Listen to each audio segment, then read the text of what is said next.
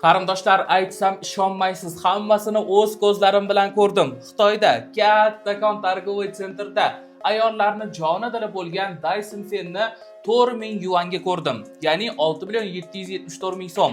O, narxi zo'r ekanmi, bizdan arzon ekanmi? Bitta dona sovg'aga olib ketsam bo'lar ekan-a?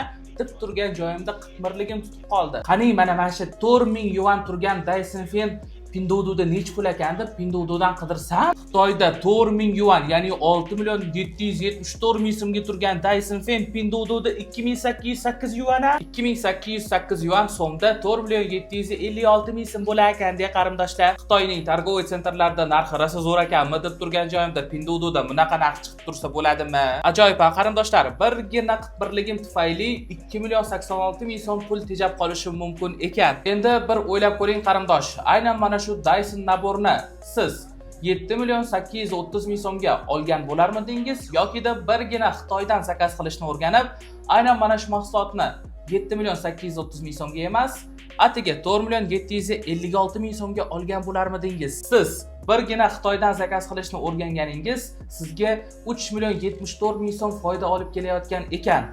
Lekin siz haligacha Xitoydan zakaz qilishni bilmaysiz qarindosh. Uyat emasmi? Uyat emasmi? Shu paytgacha Xitoydan zakaz qilishni bilmasligingiz uyat emasmi? Haligacha Xitoydan zakaz qilishni o'rganmagan qarindoshlar, aynan siz uchun qarindoshingiz Xitoydan mahsulotlarni to'g'ri zakaz berish bo'yicha 2 kunlik bepul darslik tayyorlab qo'yganman. Aynan mana shu 2 kunlik bepul darslikni olish uchun mana shu video ostidagi kommentariyaga Xitoy so'zini yozib qoldirsangiz, sizga 2 kunlik bepul darsligimni linkini jo'nataman. Shundan keyin ham Xitoydan zakaz qilishni o'rganmasangiz, aniq uyat tagida qolib ketasiz lekin.